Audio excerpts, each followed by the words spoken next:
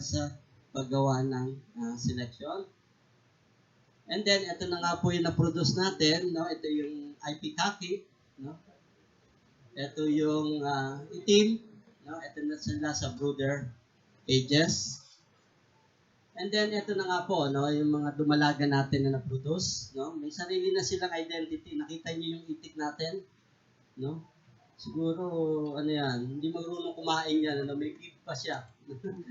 May puti siya rito. So, yung sa unique characteristic, makikita natin sa ibang itik natin yan. Pero yun nga, habang siniselect pala natin na inherit ng mga next generation yung beef na yan. And then, itong kaki natin, kaya natin tinawag na kaki, no? Uniform na rin yung kanyang itsura. And then, kung makikita nyo dito, ito yung IP ay manggi, no? Iba rin yung kanyang naging kulay na na-inherit niya doon sa kanyang mga magulang. So, we call it the improved Philippine Mother Duck. So, nung ma-develop nga po natin, ito na yung plano natin for a model. So, since the start ng project na to, a model for sustainable breeder duck and day-old duck production and distribution scheme. So, parang hindi kaya pyramid scam to? Pyramid agad eh. Oo nga, siguro. Yung kaliwa po, yun yung mga production unit. Sino yung gagawa nito? Sino yung magpuproduce nito? Yung nasa kanan po, ano yung kanyang ipuproduce? No? Yung unang triangle na yan, siyempre kami yan. Sino ba yon? Yung mga nucleus farm, no? Actually, yung model na to is parang may pinagkunan din tayo, no? It's na-inherit din natin o in-adopt natin yung isang scheme na ito. And I think ito pa rin yung ginagawa ng even commercial broilers and layers ngayon. Yan pa rin yung model. Yung BAI-NSPRDC, Selected Private Breeder Farms, hindi po namin sasarilinin yan. Mas gusto namin kayo yung merong malakas ang loob dyan na mag-invest for breeder farms. Being a nucleus, maintaining a pure lines, baka kaya talaga niyang invest yung ginagawa natin na families, no? Napakaganda noon, na-sustain dito sa atin. At siya na talaga yung magpuproduce ng mga great-grandparent and grandparent quality breeder ducks, mga pure lines yun. No? And then, ang next level po, siyempre, medyo marami-rami yan. No? Kung makikita natin, yung nucleus farm magpo-provide dito sa multiplier farm ng mga private breeder farms ng mga grandparent and parental stocks na pwede niyang i-cross, pwede niyang i-mate, no? Para maka-provide sa commercial farms o layer farms, no? At sigurado to, ito yung mga backyards natin, mga even the commercial, yung malalaki, no? Sila yon na magpuproduce lang ng fresh duck egg for balut and salted egg. So, yung model po na yan, yan po yung existing ngayon sa chicken, no? Kaya lang yung mga nucleus farm nasa ibang bansa. No? Tinatago nila yon para habang buhay ka, bumili ka sa akin. Hindi mo kayang i-produce yung kanilang dinidevelop dito.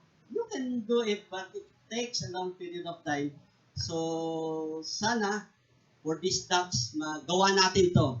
At from this model, nakikita natin na magiging sustainable yung distribution natin ng mga pure lines, ng mga parental stocks, at saka yung mga commercial. Kung ako pipili, doon na lang ako sa commercial, hindi na ako mga problema. Kasi maliit lang puhunan ko. The quality, uniform, at saka consistent yung production performance ng alagaan ko. Yung mga nucleus farm na yun, namimili pa yon. Yung mga multiplier farm, nag-breed pa yon, nag-maintain sila ng mga pure lines. So, parang gusto ko, parang tayo lang din ngayon, nagpapaitlog lang din, and then binibenta natin as fresh egg, ginagawa natin salted egg and balot, mas madali yon, no? Yung mga multiplier farm, may counting effort dyan, so pwede po natin tulungan yan na masupplyan ng mga pure lines na yan. So, yun po yung plano nitong project na to, at hindi po namin pinipigil lang sa amin, yung being a nucleus farm is also identify o pwede tayo mag-identify ng mga private breeder farms na talaga magkaka-interest, mag-i-invest para sa pag-aalaga ng mga pure lines and mga selected or elite, we call it yung mga elite stocks. Okay? Para naman parang accomplishment na rin, we distributed yung mga breeder stocks ng Itik Pinas. Estimate lang din po namin, base sa record namin. Ilan yung farm, sabi natin yung 15 minutes daw.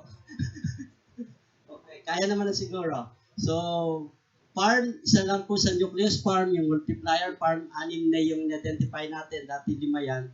And then ngayon, meron tayo na-identify na isa. And then, siguro, estimate lang natin, meron tayo yung mga naka-record na mga 40 na gumagamit na ng stocks natin.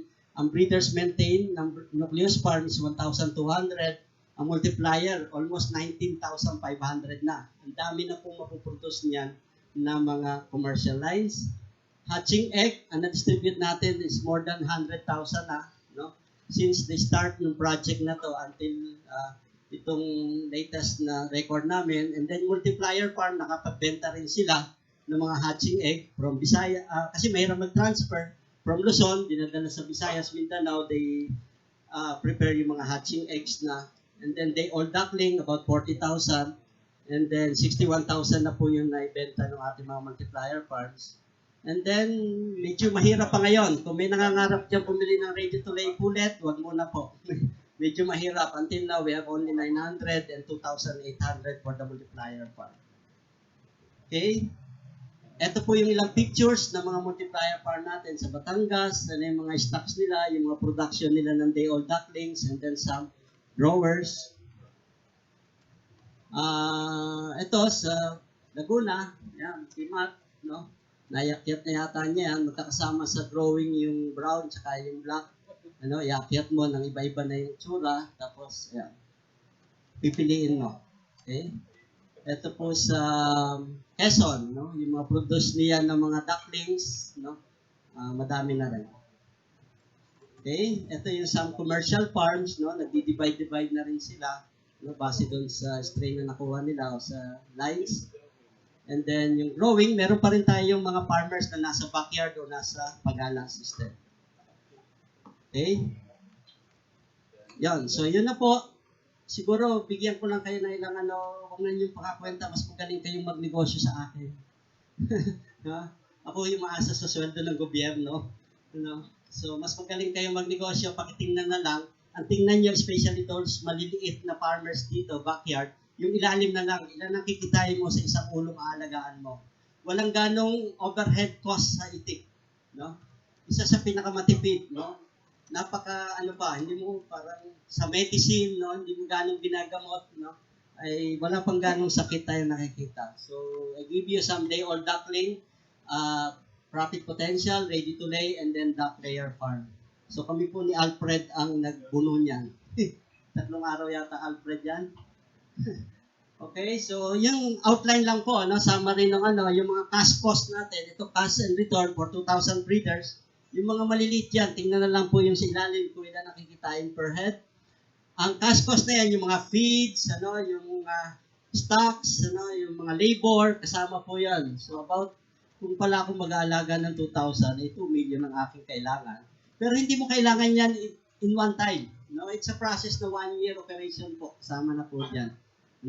So, and then, ang mga non-cash costs, siguro po ito yung mga family labor, yung mga depreciation, Ngayon yata yun yung mga kasama doon. So, with a total of 3 million ang investment mo for 1 year. Pero ito'y kumikita na dyan, ha? Huwag kayong matakot masyado. So, it's a 1-year operation, kasama na po dyan. And then, cash returns, 3,625,000. And then, total returns, about 3 3,627,000. And then, minus po yun, total return above cash cost, about 861,535. Total return above non-cash cost is 3,233,802. And then, may net income na about 468,000. So, yun po ay 2,000 heads for 1 year na operation nyo. Hindi mo pwedeng kwentahin yung tinayo mong bahay, depreciation yun. huwag niyong i-minus agad sa first year of operation. So, 234, divide ko lang yun sa 2,000. 234 per head. Kung may alaga akong isa, di may 234 ako. Pero may 10, may 100, may 1,000, so yan pala yung pwede kong kitain. So, sabi ko nga, sinilong ko na. Yan, nakalimutan ko pala yung binilad ko kanina ng labada. Okay, so yun po, 234, more or less. Hindi ko na po maidetalye sa inyo masyado yung ano niyan, yung detalye ng pagkwenta. Pero ito yung ready to lay po net. Parang gusto ko rin yung negosyo, no? Gusto ko rin ano yan, kasi nga wala akong galing problema, hindi ako mong problema pagbebentahan ng itlog, no? Meron akong kausap, so bilhin mo itong alagaan kong ready to lay o yung paitlogin, mag-aalaga ako ngayon, after 5 months, 4.5 months, bilhin mo sa akin ng 200 something o 300. Ang cash cost, including feeds and so on, so forth, 479, mga 6 months operation po to. So you can raise, kung isang bahay yung gagamitin mo, 2 beses ang taon pwede kang, o 2, 3 beses ang taon, pwede kang mag-raise. Total cost of 500,000, total returns of 604,000, and then about a net income of 94,893. No? So, total return per head, no? Kikita ka ng around 50 pesos per head. No? It's a full confinement. Full confinement na pag-alaga from day old hanggang 4.5 to 5 months ng isang itik, no? At pwede mo siyang alagaan at kikita ka ng around 50 pesos. And last, ito po yung cash return and production ng DOD with 10,000 egg set. No, kung mapuproduce ka lang ng day-old duckling, kasama na dyan yung housing, pati yung incubators, no? About 996,000 yung initial mong investment. Yung incubator, wag mong kwentahin at first operation, no? And then, total returns of 1,251,000. About 2.6 pesos per egg na sinet mo ang iyong kikitain, no? So yun po yung naano namin na pwedeng pag-umpisahan, no? Pwedeng makita ng mga duck raisers coming from the using yung Itik Pinas sa model. Ito na po yung pwedeng i-claim, no? Last part na po to. Ito na yung pwedeng i-claim ng Itik Pinas itim. It's just a black plumage color with white feather markings in neck, the bib, no? And they stand slightly upright with orange to brown. It's larger egg, more than 65 grams. Ang kanyang performance, ito na lang yung age at first lay, mga 22 weeks, no? Mga 5% egg production yon. Age at 50% production, mga 25 o mga 6 months. Age of the production is 29 weeks, no? 29 weeks. And peak production rate is 99.20%, no? Which parang average yan, no? Nung itik itim, no? But Itik Pinas itim, no? Base doon sa kanya naging performance. Imagine kung and then number of weeks above 90% is 12 weeks. So yun yung mas malaga, no? About 3 months, na more than 90% yung production ng itik mo ay napakaganda na rin. And then, number of eggs at 72 weeks old is around 256. So, kinuwenta lang po muna namin for 70% egg production. Okay? And then, feed consumption, kakain ng mga 10 to 12 kilos yung itik natin from day old to 5 months. Bago siya mangitlog, kakain siya ng 10 to 12. Ano yan? Ad libitum, no? Wala pa ho restriction. So, dito sa project na ginawa namin, nag-concentrate lang kami sa breed. We use commercial feeds.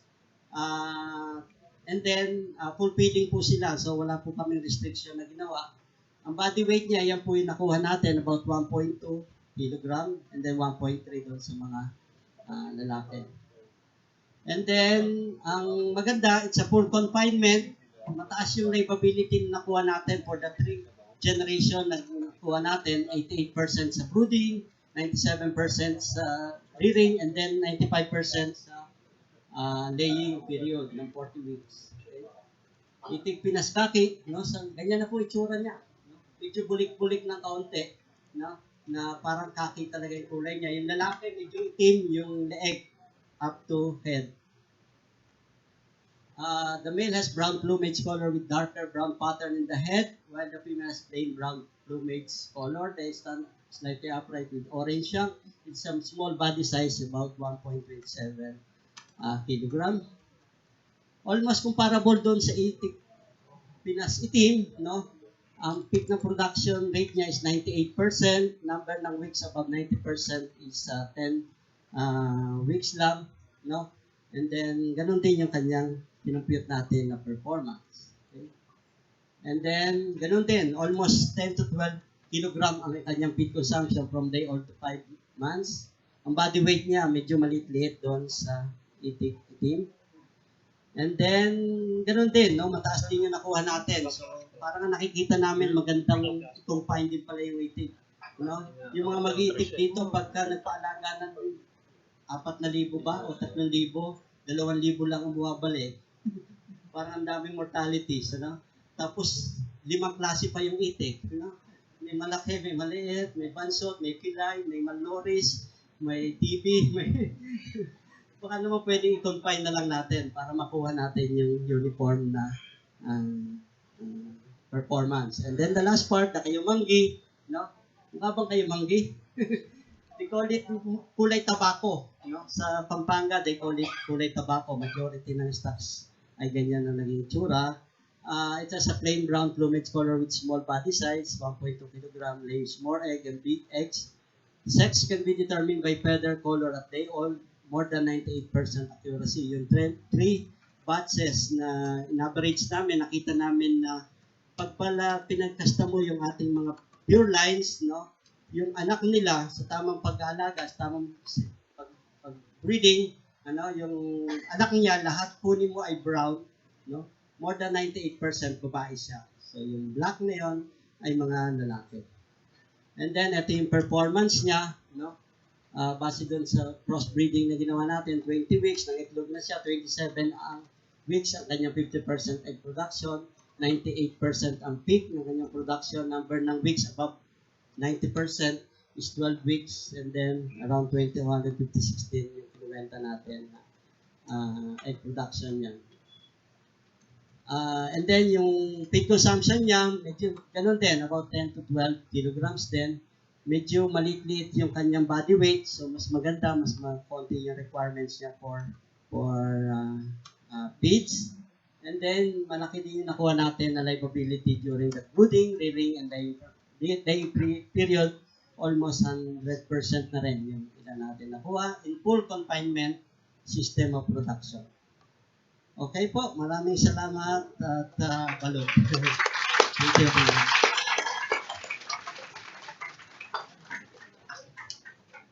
Okay. Thank you, Dr. Rene Santiago. Sir Chief ba ang tawag dyan? Sir Chief? Sir Aga? Ang dami, ano? Ayan. So, sounds good ba? Okay ba si Itik Pinas? Kung okay, can I hear kwak-kwak? Kwak-kwak ulit. Mas marami na ngayon, ano? Ngayon lang nagkwak-kwak yung iba kasi kanina wala pang nakatayo. Okay, so, sinong gusto mag-open forum tayo? Taas ang kamay. Konti, ano? Pero kanina in-encourage tayo ni Dr.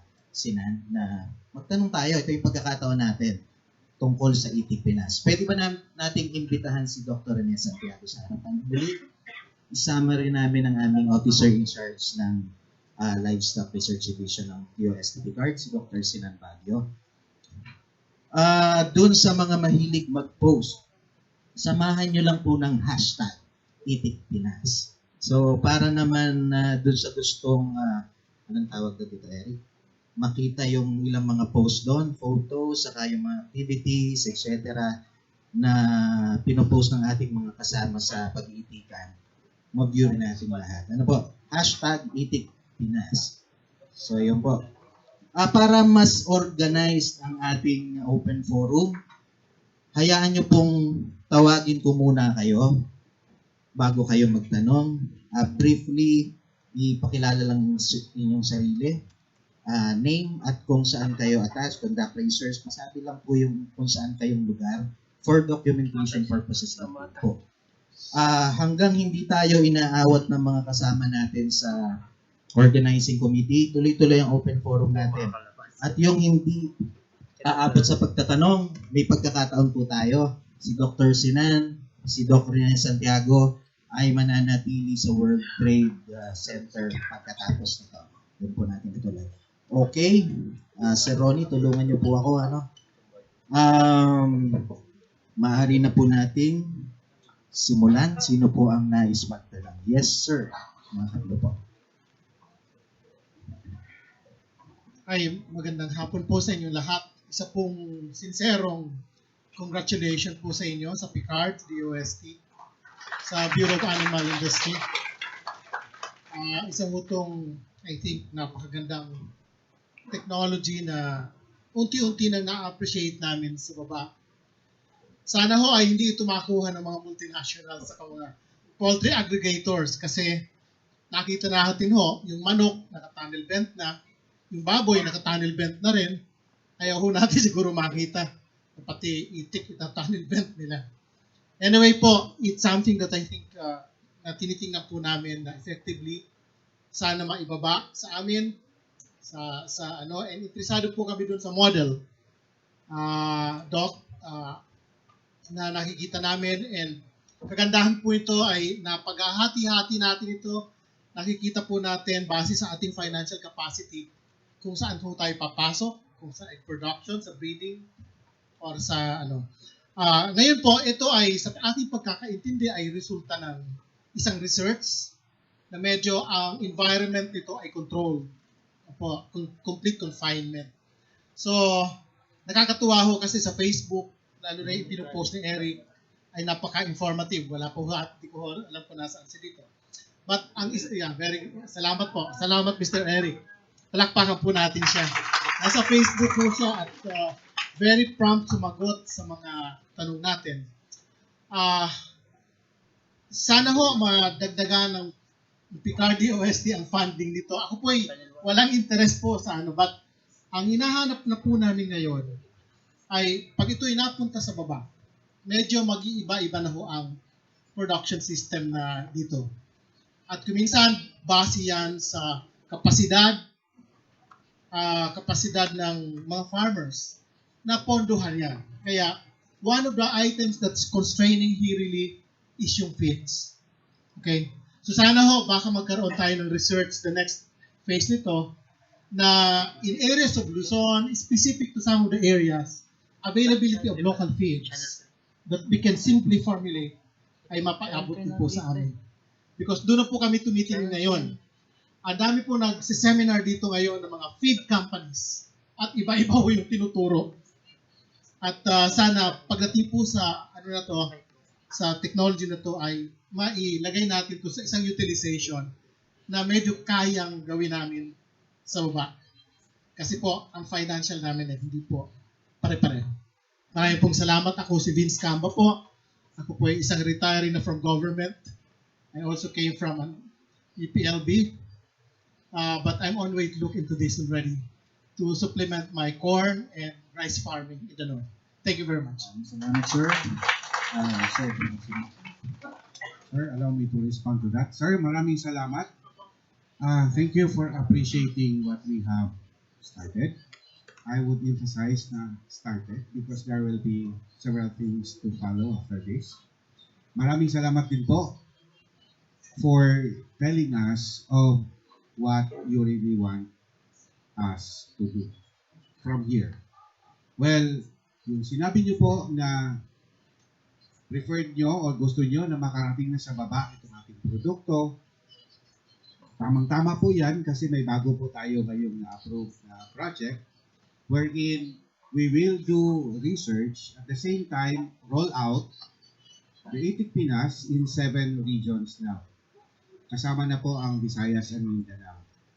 So hopefully, our duck racers in the regions that are identified to be implementing sites of these projects would come forward, similar to what the initial group of duck racers have done, to partner with us and implement the project with us.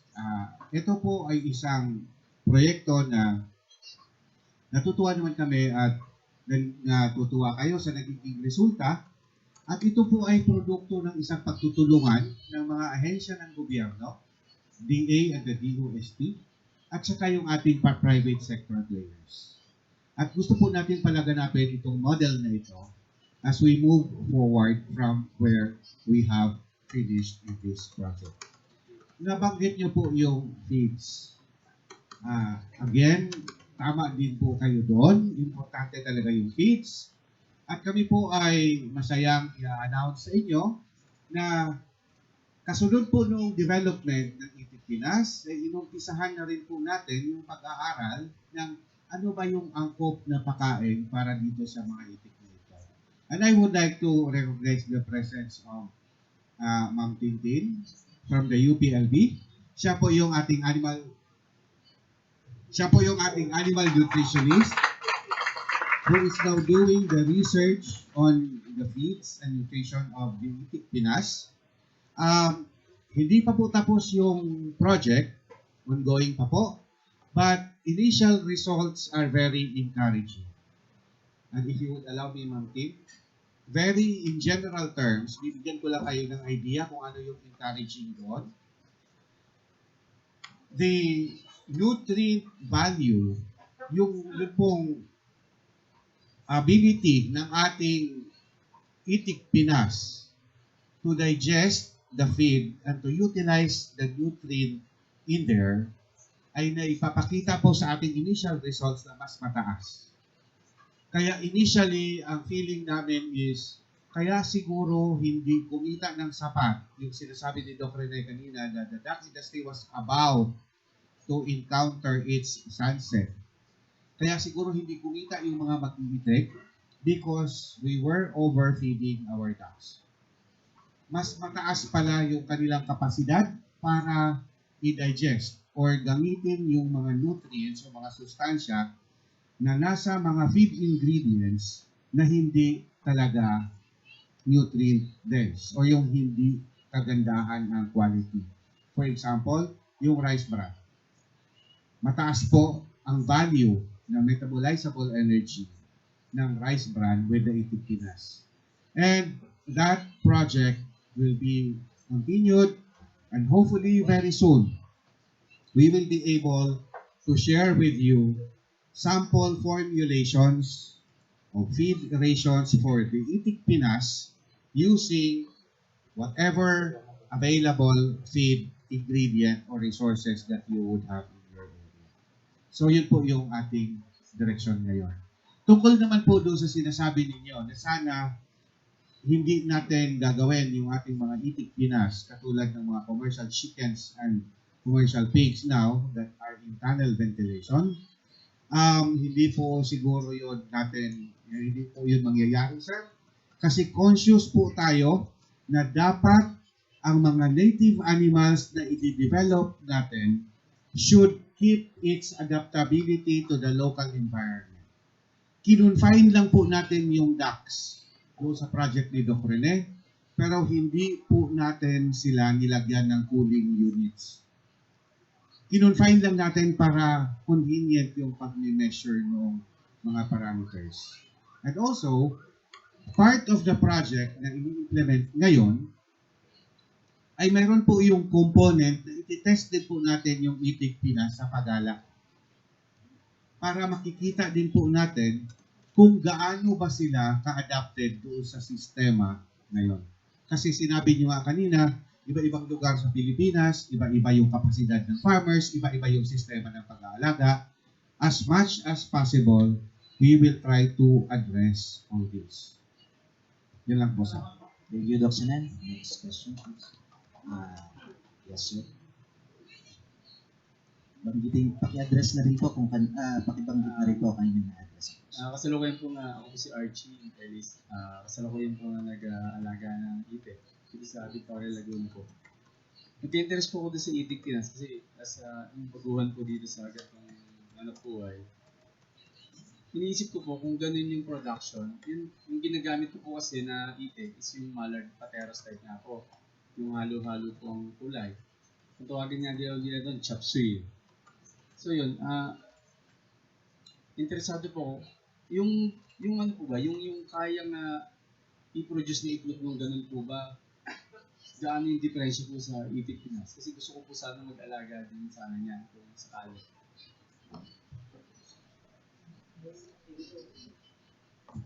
Thank you, sir.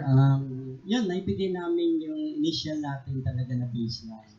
We got some reference na ang talaga nakukuha natin ngayon, may average lang tayo ng 50 to 55% coming from dun sa mga stocks natin.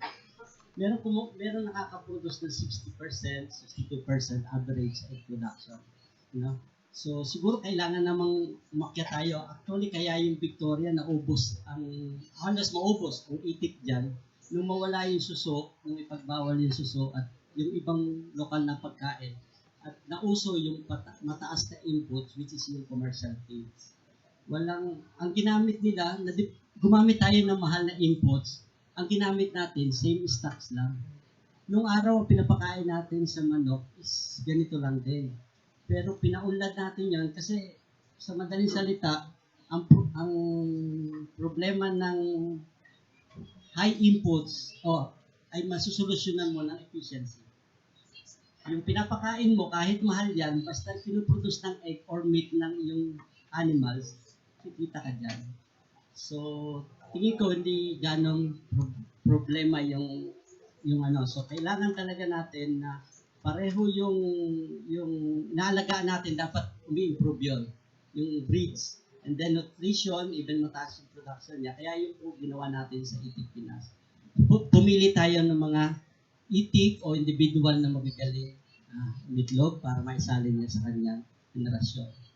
Pangalawa, yung sinasabi mong lampas na kakayanan nito o higit na kakayanan, una, yung timbang niya halos pare-pareho. Meaning, pare-pareho yung 1,000 yung pinapakain mo at kumakain siya ng 130 grams o 125 grams.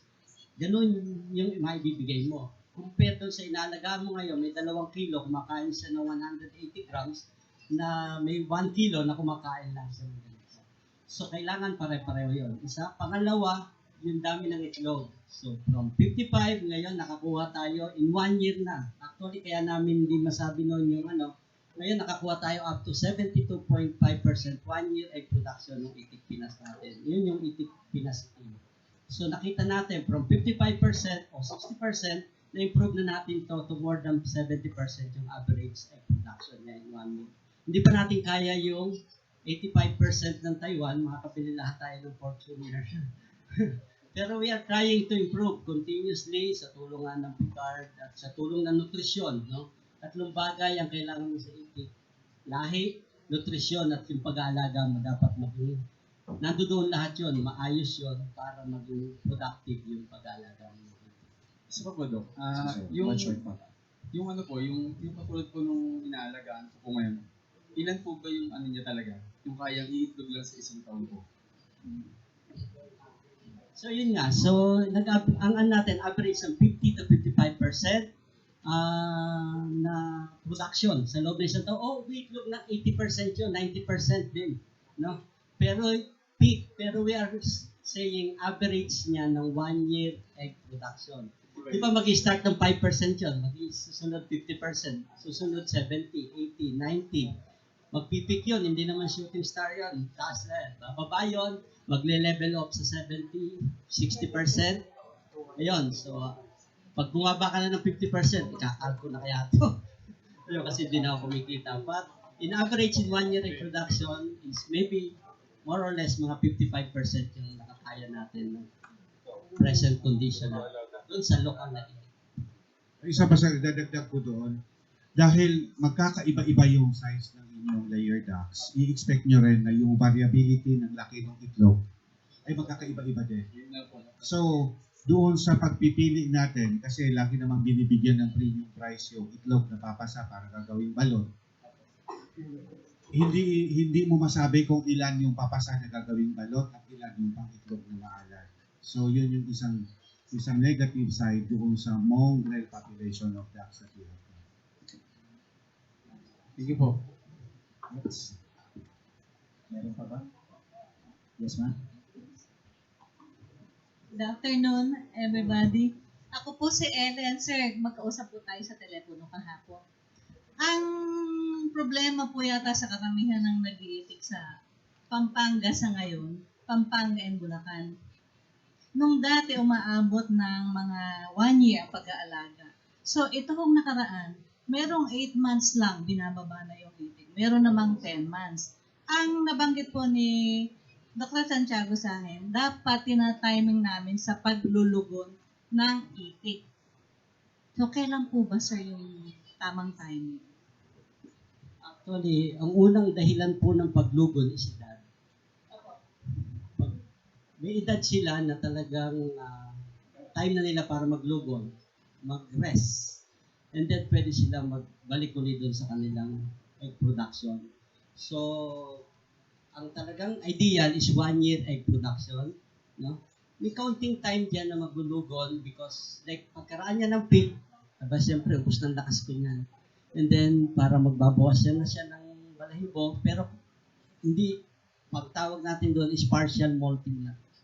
And then, ang problema, pagka ginawa ng mga farmers, kaya po nagtutuloy-tuloy yung pagbaba ng itlog nun, binababaan din niya yung pagbibigay ng feeds. Ang tendency nun, diretso siya talagang maglugon. Kung mapapansin nyo, ang itik nyo, mas malakas kumain pag walang itlog. Kasi magpuproduce siya ng itlog sa kanyang katawan. So, dapat yun, ibuboost mo pa, di ba? Para mas mapahaba natin yung peak. Binibigyan pa nga natin ng vitamins, masasarap na pagkain. Sige, para humaba ka pa from 8 weeks. Sige, for more than 90%, mapaabot mo ng 10 weeks. So, yun po yung kailangan natin baguhin din sa ilang management natin. So, kung tinatanong nyo yung edad, ay yung tamang is, ngayon, season, pag ganito season, medyo mainit, nagpapalit na rin yung panahon, so naglulugon din sila. At kuminsan, totoo po, pag edad at pagkain, nutrition. Kasi, ang isa yata ma'am, ang mataas na nutrient, protein yung ating balahibo, pag kulang yung nutrient na binibigay mo, malalaglag talaga siya. So, susunod, pag nalaglag na siya, edi yung production niya mawala na rin. So, kailangan uniform at maganda yung ating nutrition na binibigay sa mga itik natin. So, yun po yung siguro major na reason bakit naglulugon yung mga itik natin. Idagdag ko lang, Dr. Rene. Isang reason po noon, ma'am, perhaps kaya iba-iba yung tinatawag natin na laying period ng ducks ay may epekto din po yung development nila during the growing period. Kasi pagala po kasi sila, so baka kung nagkakaiba-iba po yung availability ng feed sa kanila habang lumalaki, hindi po natin may standardize kung ano ba talaga yung edad ng itik bago siya mag-start na mag-itlog. So it can also be a factor. Thank you very much. Next question. Meron pa po ba na isang tanong? Yes, sir.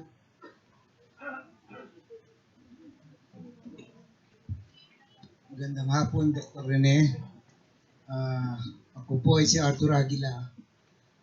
Isa sa samahan ng mga umaanino sa maugat na mga pamamaraan ng pamahalaan na lampas sa politiko. Kami ay nagpapasalamat kay Dr. Rene na yung naudlot na multiplier farm na napakaganda, na napaka-revolusyonaryo sana para sa ating mga magsasaka at sa ating kanayunan ay pinagpapatuloy mo. At lalo kami nagpapasalamat sa Picard dahil nakita nila ang lakas, angkop na teknolohiya ay ang kailangan natin para sa maugat na kaunlaran ng ating kanayunan. Dahil dito, dahil ako po ay kasama dun sa mga galing sa pribadong sektor na namumuno ng iba't ibang kumpanya at dati active sa mga stock exchange. Ngayon ay may ginagawa kami, pinagsasama namin ang angkop na teknolohiya at saka mga bagong pangangailangan ng kanayunan ang nakikita namin sa ginagawa ng Picard at saka ng kagaya ng taong kagaya ni Dr. Santiago kung paano ito ngayon mapapagsama para yung mga yaman ng syudad ay ibubuhos natin sa kanayunan.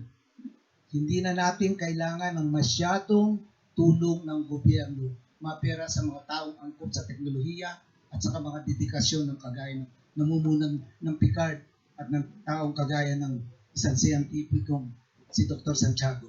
Marami pong salamat. Pinararating ko lang na marami ngayon ang umaanino sapagkat nagtataasan na ang lupa, lalo na dito sa Makati. May isang tao, lupa niya binili ng magulang niya 10 milyon. Noong isang linggo lang naibenta niya 220 milyones, tumakbo sa amin.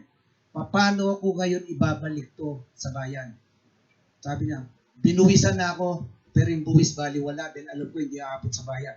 Sabi ko, sumama ka at umanino ka sa mga angkop na teknolohiya at pumili tayo ng mga taong ating aampunin. Maraming salamat po. Maraming salamat, sir. Sir, maraming salamat din po. I appreciate na papasalamat po ako na inilabas niyo po yung ideya na yun. Yun bang investment, an investment resource. Actually, yun po yung isa sa mga prinsipyo na tinitingnan po natin when we plan for the development of the native animals. Para i-develop po natin sila to become resources that would be worthy or that would be safe to invest on in production. Kaya, i-aspire po natin na magiging predictable ang production performance at magiging consistent ang product quality para kahit papano kung mag-iisip tayo na mamumuhunan tayo dito, medyo nakakalculate po natin kung magkano ang babalik at kung kailan sila kailan babalik ang puhunan. So, salamat po, sir. At sinisigurado po namin na in the future activities that we will do, this will remain to be one of the guideposts in our development efforts of the native animals. Direct sa sound system. Yes, sir. Kano lang sa mic ng camera. Since na ako po si Alexander de la Viña, environmental activist, taga Mamburao Occidental, Mindoro. At sa ngayon ay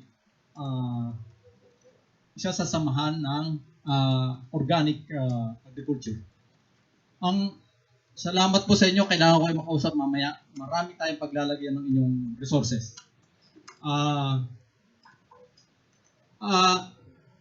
Ako po ay hindi, ang concentration po namin hindi sa production, kundi how to maximize the use.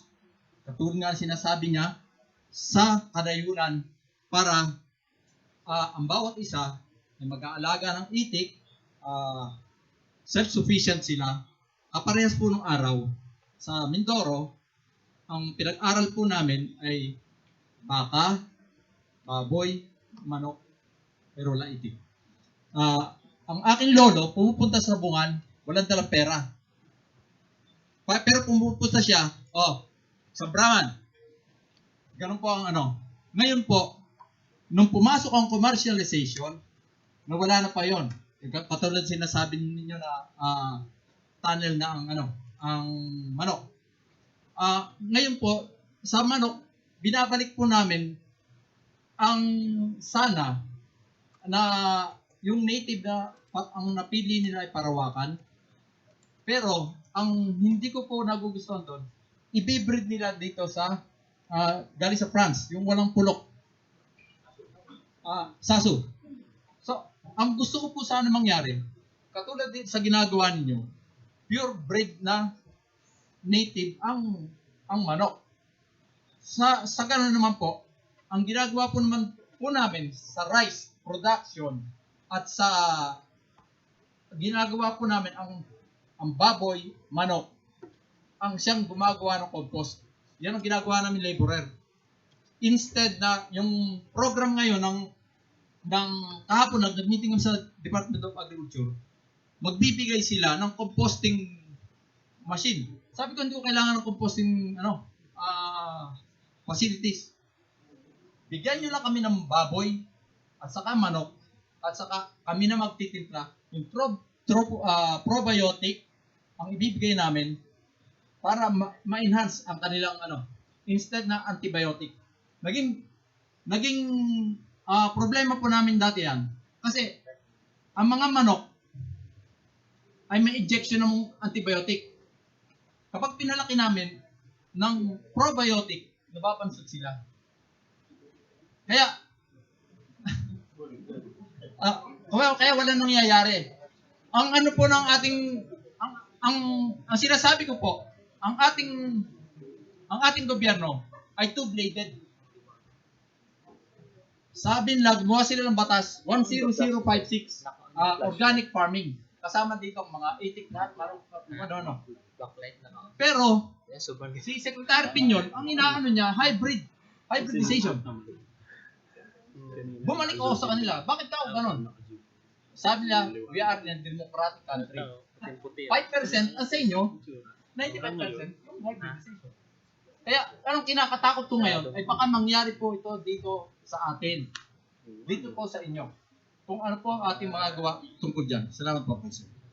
Sir, maraming salamat po. At tama po yung sinasabi nyo. Risky po kasi, pinagbuhusan po natin ng panahon ito para ma-purify natin yung ating mga genetics. Tapos pagdating naman po sa mga farmers, i-cross kung saan-saan. Actually, the fastest way to mongrelize animals is cross them with another hybrid. Yung saso po ay hindi po yung pure breed.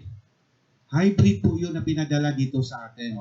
So kung i-cross din siya natin sa ating native animals, kahit yung purified populations na ng native animals, still hindi rin natin ma-assure yung uniformity ng magiging outcome. Hindi natin maipipredict. So, sir, maraming salamat na binanggit niyo yun. At yun din po yung pakiusap namin. Kung sino man yung gagamit nitong resource na ito, nakikiusap po kami na alagaan po natin sila. Meron pong tamang pamamaraan kung paano sila gagamitin. At pag hindi po tama ang ating gagawin, yun din po yung pinakamabilis na para mabastos na lang natin. Sorry for using the term. Parang binabastos na lang din po natin yung ating native animals. And to tell you honestly, one of the issues that we were looking at when we started or we decided to pursue on the development of the native animals is the fact that the native animals are ours. And they are part of our culture. Meaning, sila yung nagsasalamin kung anong klaseng kultura, kung anong klaseng mga tao ang mga Pilipino. So sana pagtutulungan po natin para mapapalaganap natin ang ating mga native animals in their pure populations. We will keep genetic diversity. Kaya nga po tayo sa manok, sa baboy, nagpo-purify po tayo ng maraming mga genetic groups to keep the genetic diversity of our native animals. But hindi po natin sila aalagaan dapat na matcha-chapsuy sila. Dapat we should be keeping several breeds or several genetic groups of our native animals. Kanina minention yung manok. Let me just take this opportunity that at this time we already have purified at least nasa about 90% na yung uniformity of the outcomes. Ilan ba? 7 genetic groups ng chicken. Meron tayong yung inumpisahan ng Bureau of Animal Industry, yung Parawakan, yung Banaba. And then we have the Darak in the Panay Island. We have the Boholano in Bohol. We have the Camarines in Bicol. And the Zamboanga Peninsula chicken in the Zamboanga Peninsula area. Maraming salamat, Doc Sinan. Para bigyan natin ng pagkakataon yung konti tayong closing ceremony. We will entertain last question. Tapos, Doc Rene, pasyalan natin mamaya sa booth ng sa World Trade. Last one, meron pa ba? Kung wala, yes sir. Please.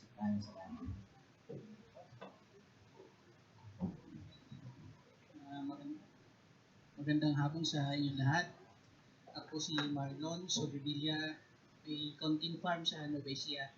Ngayon na talakay na natin ang ng Itik Pinas, siguro nararalang na bigay sa amin yung mga yung kung saan makukuha yung itik, saan mabibili, yung listahan ng mga commercial farms.